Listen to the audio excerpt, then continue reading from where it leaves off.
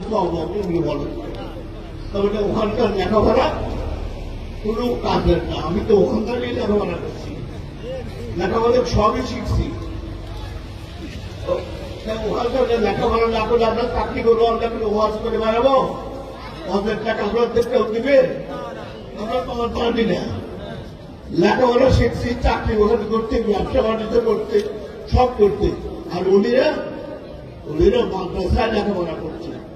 উনিরা কোনো বড় চাকরি, উনি সচিব হতে পারবে মাদ্রাসায় লেখাপড়া করে? উনি আর্মির টিম হতে পারবে? পুলিশের আইনজীবী হতে পারবে?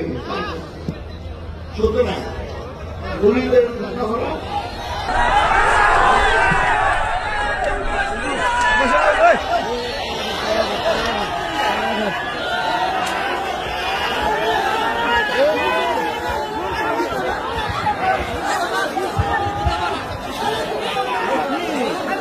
সম্মানিত মুসলিমান, আমি আপনাদেরকে বিশেষভাবে আহ্বান করছি, সবাই বসে পড়ুন।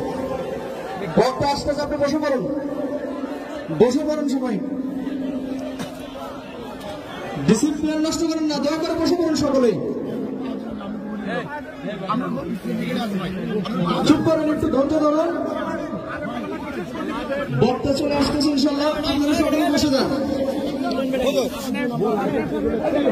বিশৃঙ্খলা করেন না, সকলে ইনশাল্লাহ বসে যান। আসসালামু আলাইকুম ওয়া রাহমাতুল্লাহ। প্রিয় ভাইয়েরা, দয়া করে আপনারা বসে যান।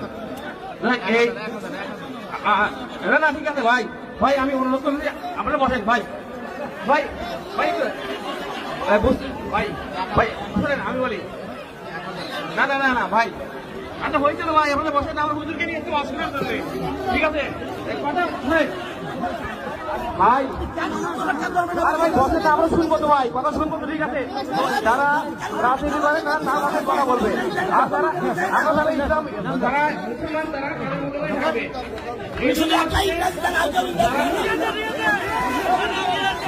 ভাই ঠিক আছে ভাই, সবাই বসুন। আমি অনুরোধ করি আপনাদের কাছে ভাই, আপনারা ভাই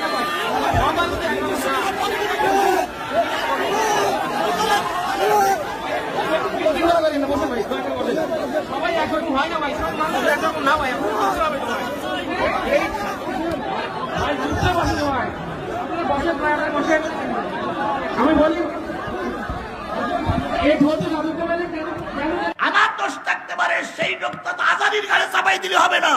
আমার দোষ থাকতে পারে, সেই দোষটা তো আমির হামদার ঘাড়ের পরে চাপাই দিলে চলবে না। কে কি বললো ওতে আমার কিছু যায় আসে না। আমরা কোরআন নিয়ে বাঁচতে চাই, আমরা কোরআন নিয়ে মরতে চাই, কোরআনের জন্য জীবন দিতে রাজি, কোরআনের জন্য রাজপথে শহীদ হতে রাজি, কিন্তু কোন বাতিল মুনাফিকের কথায় আমরা ভেঙে যেতে রাজি নই। লক্ষ লক্ষ টাকা বিতরণ করলাম, আমার 90 বছর বয়স, দাড়ি রাখাটা যে সুন্নত, এটা কেন আমি দেখলাম না? মক্কায় গেলাম, মদিনায় গেলাম, কম্বল দান করলাম, নিজের 3.5 বডির ভিতরে ইসলাম নাই, তোমার ওই কম্বল দিয়ে কোনো উপকার হবে বলে মনে হয় না। মাদ্রাসার ছাত্ররা সচিবের দায়িত্ব পালন করছে, মাদ্রাসার দায়িত্ব সেনাবাহিনীর, মাদ্রাসার ছাত্ররা সেনাবাহিনীর দায়িত্ব পালন করছে, মাদ্রাসার দায়িত্বরা ডিসি, মাদ্রাসার ছাত্ররা এসপি, মাদ্রাসার ছাত্ররা বিচারক। কে বলেছে মাদ্রাসার ছাত্ররা সব জায়গায় দায়িত্ব পালন করতে পারে না? ঢাকা বিশ্ববিদ্যালয় যতগুলো ছাত্র, ক শাখা সব ছাত্ররা মাদ্রাসার ছাত্র। হুজুরদের টাকা নিয়ে যদি আপনাদের ভালো না লাগে, আপনি সহজ করবেন, তাই কয়টা লোক আপনার অশ্বরে, আর হুজুরের টাকা নেবেন, তাহলে বউ ছেলে মেয়ে লোকের কাছে বন্ধক নাকি আসবে, তাই না?